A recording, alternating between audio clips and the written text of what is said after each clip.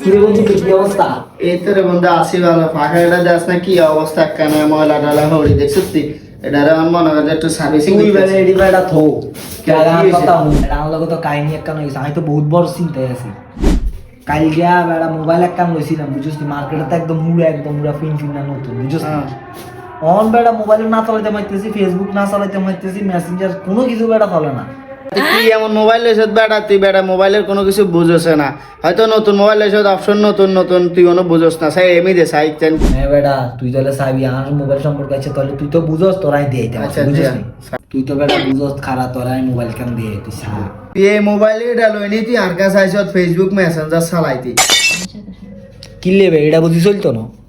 Sign চাইন এটা চলবো, এটাই চলবো মানে সাইন। তুই বেটা চোখের সামনে তো হর তুই এই মোবাইলে আইস ফেসবুক মেসেঞ্জার চালাইতি। হট হট